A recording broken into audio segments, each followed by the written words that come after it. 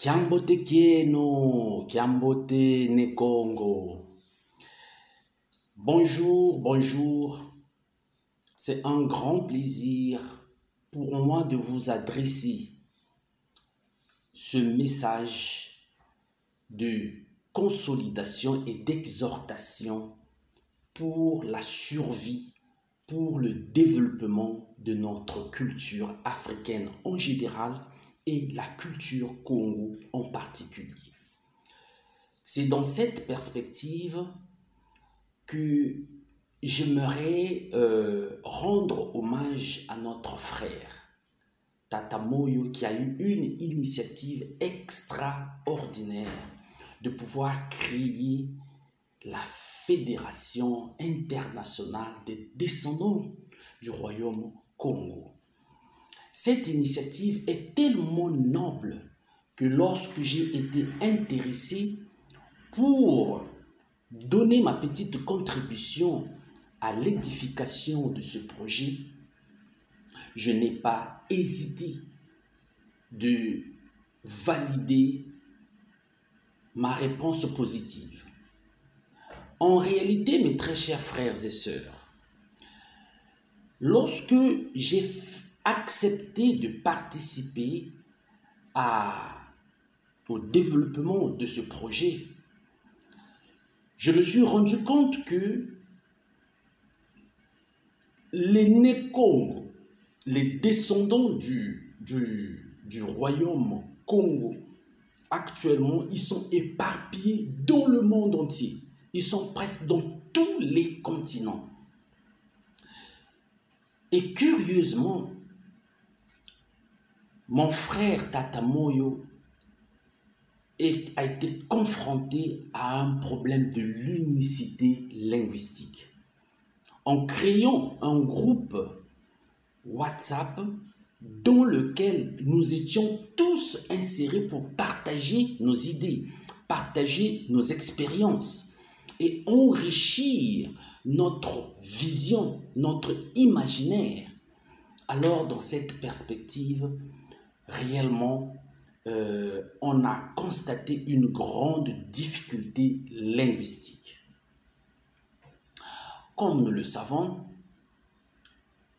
c'est depuis 1887-85 que l'Afrique a été partagée, que l'Afrique a été morcelée comme un gâteau à Berlin, à la conférence de Berlin.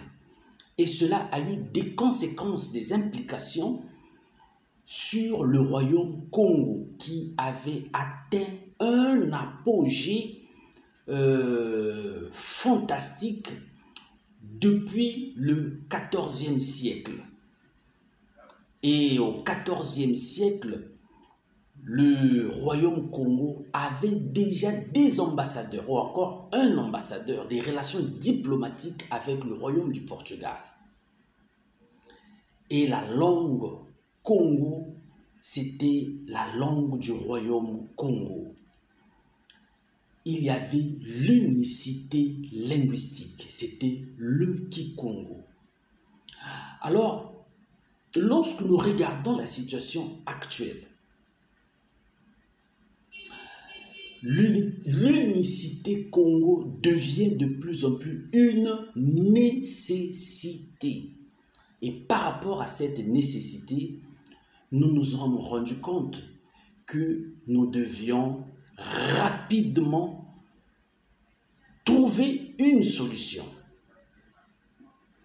Présentement, Tata Moyo, comme il a toujours été inspiré, lui, en tant qu'initiateur de ce projet, en tant que leader de ce projet, un projet qui a trait aux attentes séculaires prophétiques de Papa Simon Kimbangu, eh bien, il a pensé de repartir les membres de la fédération, les Nékongo, en 4 groupes d'expression française, anglaise, espagnole et portugaise, pour créer d'abord des unités linguistiques en fonction de la langue que tout un chacun utilise par rapport à son milieu, le contexte dans lequel nous avons été colonisés ou encore nous avons grandi. Et en fonction de cette réalité, chaque groupe, en tenant compte de la communication, la facilité de la communication, eh bien, nous allons développer beaucoup des activités qui nous emmènera à la conquête de la souveraineté linguistique de la langue kikongo. Et c'est à ce moment-là que nous allons faire la reconstruction de l'imaginaire linguistique de la langue kikongo. Parce que présentement, s'il n'y a pas de communication, c'est tout à fait impossible qu'on puisse arriver à l'objectif de l'unicité linguistique de la langue kikongo. Et nous le savons très bien que le 10 septembre 1921, Papa Simon Kimbangu, dans sa prophétie, dans son programme de la Renaissance africaine moderne, eh bien, il avait exhorté les Africains, particulièrement les Congos, pour enseigner la langue kikongo à leurs enfants, à leur progéniture. Car dans les jours à venir, les langues que nous utilisons, les langues de la colonisation, seront des langues qui vont pratiquement perdre leur valeur et ils vont pratiquement disparaître selon ce que Papa Simon Kimbangu avait prophétisé. Et dans cette lancée, dans cette perspective, la Fédération internationale des descendants du royaume Congo a pris ses dispositions pour lancer le programme de la souveraineté linguistique de la langue kikongo en créant ce que nous appelons l'unicité linguistique de la langue kikongo au sein des communautés Congo reparties dans le monde entier. Alors, en tant que porte-parole de l'autorité du projet, qui est notre frère Tata Moyo, et en vertu de mes facultés bilingues, il m'a été confié la lourde responsabilité de communiquer avec deux groupes.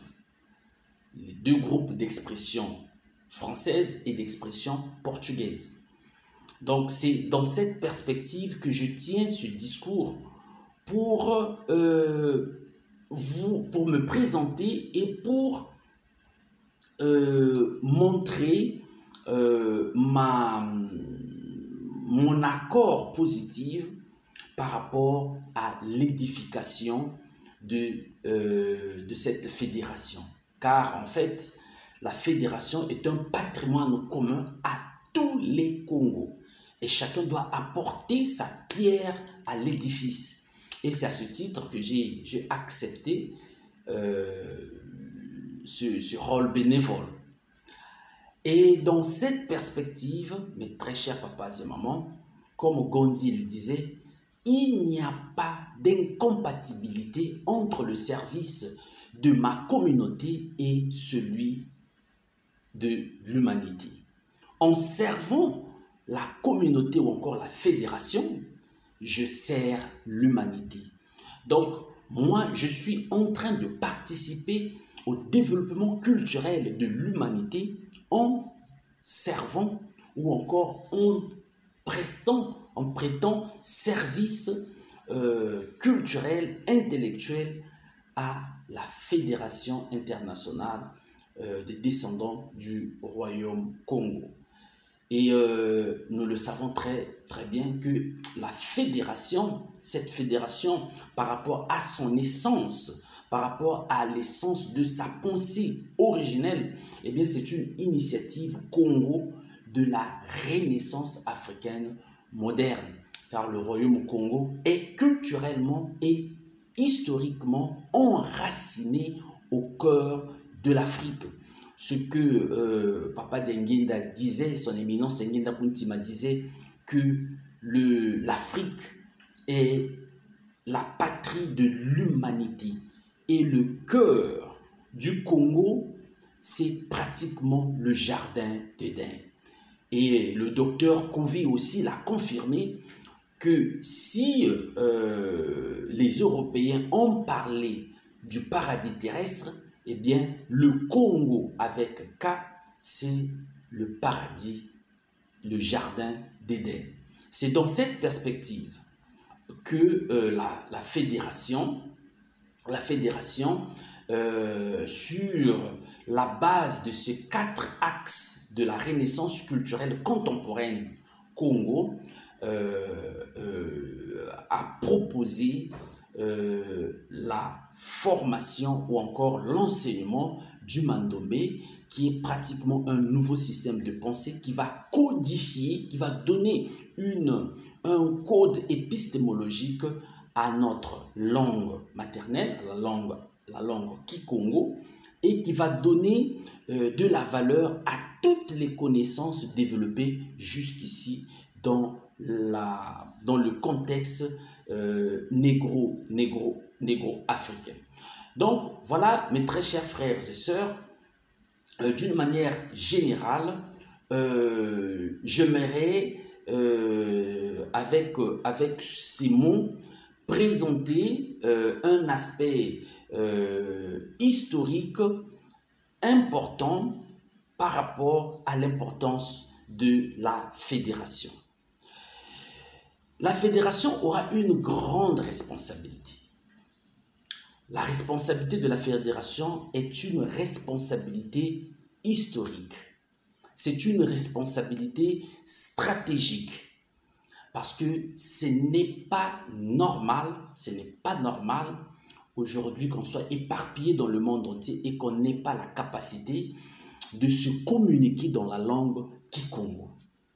Car nous le savons, dès le départ, le Congo, le royaume Congo, est passé par des moments de gloire où le Congo, le roi du Congo avait la capacité de gérer un espace, une étendue géographique qui s'étendait de l'Angola au Congo démocratique, du Congo démocratique au Congo-Brazzaville jusqu'au Gabon, avec une partie du Cameroun. C'est ça ce que représentait le royaume Congo. Et à cette époque, le royaume Congo représentait la gloire. C'était un moment de gloire. Et cette gloire était liée à la gloire de nos ancêtres pharaoniques, ou encore de l'Égypte pharaonique, où il y a eu la base ou encore l'essence des connaissances africaines, où toutes les civilisations, la civilisation gréco-latine, est allée puiser les éléments de base de son développement, scientifique. Donc, quelque part, nous devions reconnaître cette grandeur. C'est un rappel que je suis en train de faire pour que nous ne tombons pas dans l'illusion du complexe d'infériorité. Le Congo, les Africains, les Noirs ont déjà atteint le niveau de diriger l'humanité. Et comme on le sait, une civilisation ne se détruit de l'intérieur que une civilisation est détruite de l'extérieur que lorsqu'elle est rangée de l'intérieur. Donc, il y a eu certainement des principes qu'on n'a pas pu respecter. Et bien, voilà pourquoi il y a eu un affaiblissement qui a fait de telle sorte que les forces extérieures aient eu la possibilité de nous détruire et de détruire notre gloire, notre vision, notre autorité, notre souveraineté. Et c'est comme ça que nous sommes rentrés dans la crise, la période de la crise. Et cette période de la crise qui se caractérise par l'esclavagisme, qui est un grand crime contre l'humanité, contre les Africains, contre les Noirs, particulièrement contre les Congos. Et cette crise a été tellement structurée, tellement aménagée, que les éléments qui ont causé cette crise, qui ont été à la base de cette crise, systématiquement, on peut les citer. Le premier aspect, c'est qu'un travail de fond a été fait par l'Occident afin que le noir, l'Africain ou encore le Congo puisse être déprogrammé de sa culture. Il a fallu qu'il soit déprogrammé de sa culture. Donc, il a fallu déraciner le Congo de sa culture. Et après, le reprogrammer pour qu'il puisse détester sa culture et pour qu'il puisse nier sa propre identité culturelle comme Congo. Effectivement, c'est ce qui s'est passé. C'est ça qui caractérise la crise. Et lorsqu'on est programmé mentalement, c'est ça qui fait de telle sorte que nos neurones sont devenus les gendarmes des Occidentaux qui nous ont inséré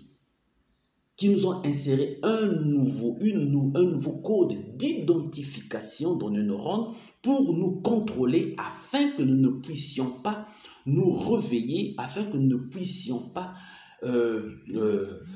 accepter notre identité comme Africain, comme Congo.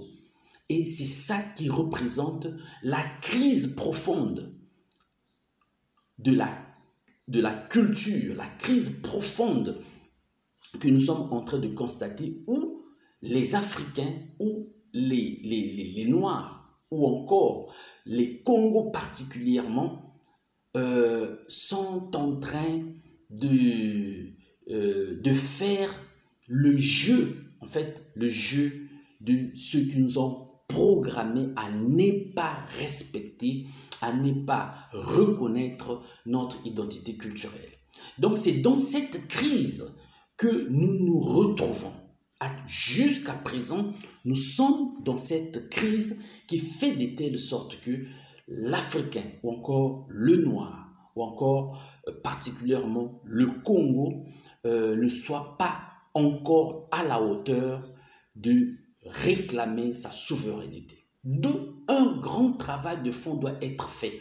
Parce que lorsqu'on est en crise, eh bien, il faudrait qu'il y ait des dispositions pour qu'on passe de la crise à la restauration. Et la restauration doit se faire avec beaucoup de responsabilités.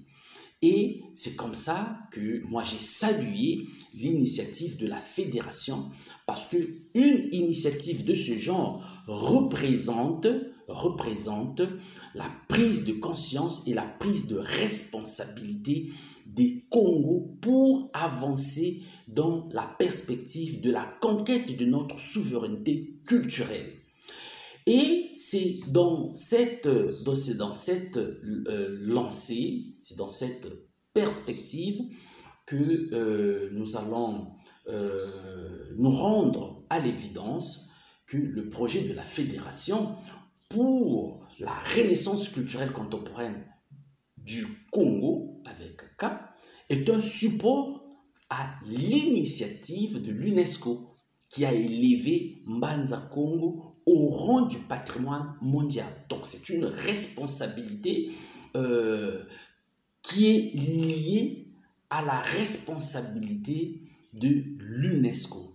Donc ce que nous sommes en train de faire, notre engagement dans le processus de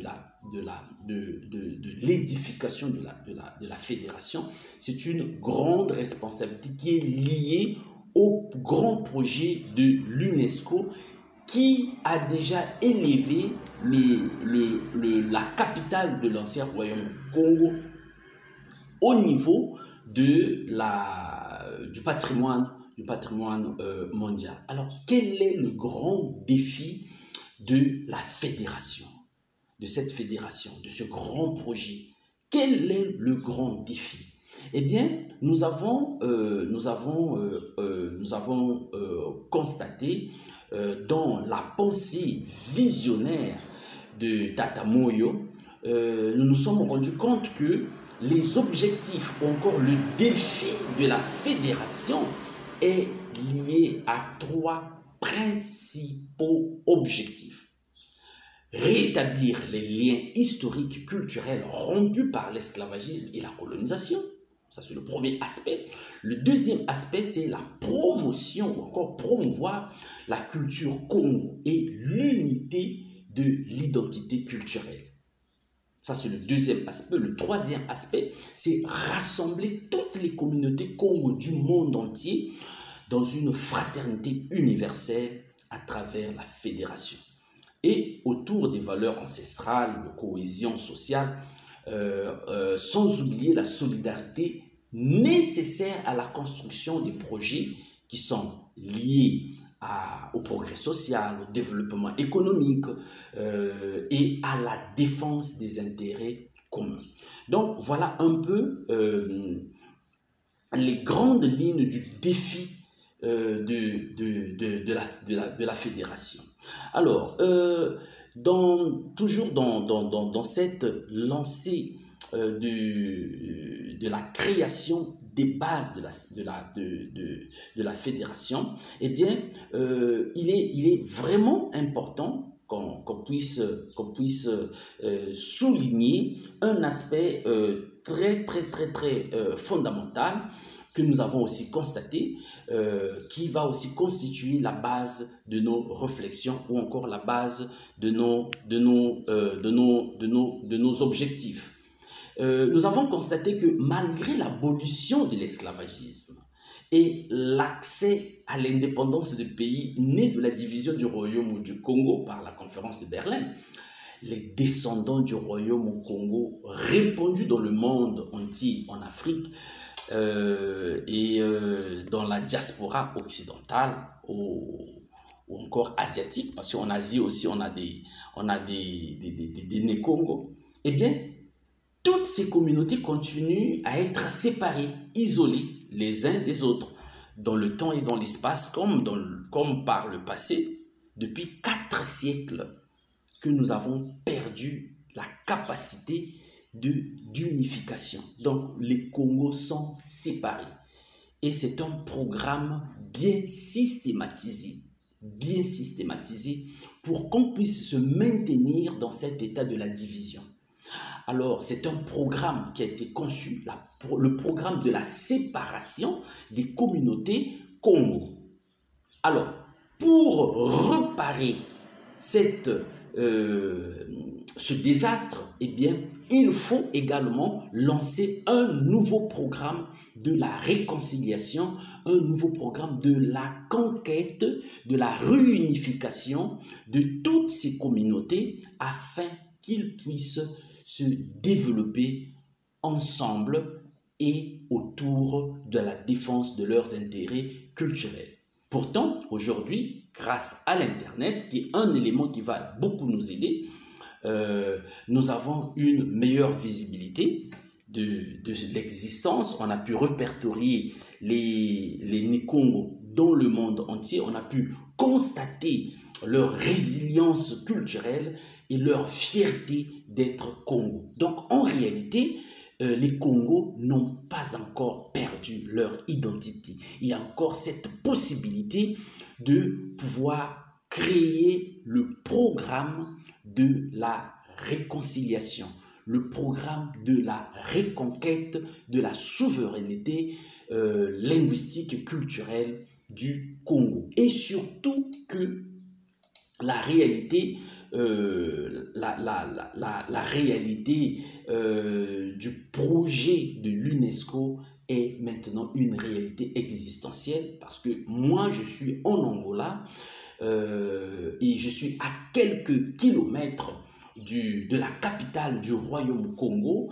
Eh bien, l'UNESCO a vraiment les intentions de vouloir restituer, de vouloir reconstituer ce patrimoine, et nous avons la responsabilité de pouvoir nous associer à ce projet de l'UNESCO. Parce que, mes très chers frères et sœurs, on ne développe pas quelqu'un, on ne développe pas une communauté. Ce n'est pas de l'extérieur, ce n'est pas quelqu'un de l'extérieur qui doit venir développer notre communauté ou encore notre réalité culturelle. mais on se développe. Le développement doit partir de l'intérieur. Voilà pourquoi j'exhorte à nos frères et sœurs qu'on puisse prendre des dispositions afin que nous puissions assumer nous-mêmes nos responsabilités pour que nous puissions être à la hauteur de développer notre culture en tenant compte des 4 axes de l'union de la communauté Congo. Alors, ces 4 axes de l'union des Congos, du continent africain et ceux de la diaspora et du reste du monde entier se feront en fonction des objectifs ou encore de la perspective que la fédération a tracée. Et dans un contexte général, eh bien, ces quatre axes sont liés aux domaines ou encore aux disciplines que la fédération va développer pour proposer une synergie sur la systématisation du programme de la reconquête de notre souveraineté culturelle. Donc, le premier aspect, c'est d'abord la langue. Nous allons créer des conditions pour que nous puissions développer la langue Kikongo. Le deuxième aspect, c'est l'écriture Mandombe. L'écriture Mandombe, c'est le support qui va nous aider à donner un aspect scientifique à la langue Kikongo. Et le troisième aspect, c'est la culture, la spiritualité et la religion liées à la communauté Congo. Et enfin, l'histoire du royaume Congo. Ça, ce sont les 4 axes qui vont constituer le fondement du programme de la reprogrammation des Né-Congo sur la base de l'union, l'unité à travers la Fédération internationale des descendants du royaume Congo. Et pour cela, le bureau exécutif international de la Fédération sera chargé d'organiser, de gérer et d'animer les relations entre toutes les communautés à travers le monde et à travers le département spécialisé selon leur domaine d'activité. Et dans ce sens, dans notre programme, dans le programme d'action de la fédération, eh bien, nous aurons des activités comme des activités culturelles, artistiques, dans le domaine de l'environnement, dans le domaine du tourisme, où nous allons réaliser des pérégrinations vers le royaume Congo, telle que l'expérience que je vous ai fait partager dernièrement. Je suis parti du Soyo. Soyo, c'est l'une des provinces de l'ancien royaume Congo. C'est ce qu'on appelle à l'embouchure du royaume Congo. J'ai quitté le Soyo. Du Soyo, je suis allé jusqu'au Cabinda, voie maritime et fluviale. Donc c'était une expérience extraordinaire qui fera partie de nos projets, le projet de la pérégrination au royaume Congo. Et nous avons besoin de beaucoup de projets d'investissement à Mbanza Congo, parce que Mbanza Congo, c'est devenu un territoire international où tout le monde doit aller investir à Mbanza Congo comme étant la capitale du royaume du Congo. Ça, c'est une interpellation que je suis en train de faire pour tous les Congos du monde entier, car la capitale du royaume Congo a été reconnue comme étant la capitale, comme étant un patrimoine mondial. Et c'est dans cette perspective des projets que nous mettons fin à notre exposé, qui avait comme objectif d'interpeller de plus en plus nos frères à adhérer à la fédération, à la cause de la fédération qui consiste à reprogrammer l'imaginaire né-Congo qui va nous permettre, à travers la fédération, poser des actions concrètes qui vont nous aider à développer notre culture pour la résilience et pour le développement de notre culture et laisser un grand patrimoine à nos progénitures. Donc voilà un peu ce que j'avais à vous dire. Une fois de plus, nous remercions Tata Moyo pour avoir eu cette initiative et il peut compter sur nous, sur chacun de nous par rapport à ses compétences pour participer et développer ce projet parce qu'on n'attendra personne de l'extérieur qui viendra nous aider pour le développement de ce projet. C'est à nous-mêmes de nous prendre en charge et créer des conditions qui nous permettront de développer cette initiative. C'est dans la perspective du Kintwadi. Kintwadi veut dire les personnes, une communauté qui, par l'amour et par des actions, ils produisent des fruits du développement. Ça, c'est le concept économique et social que Papa Simon Kimbangu a développé pour que nous puissions opter pour le développement sur la base de l'indépendance. Merci beaucoup pour avoir disponibilisé votre temps de me suivre et d'avoir toutes ces informations que je viens de disponibiliser. Merci et à la prochaine.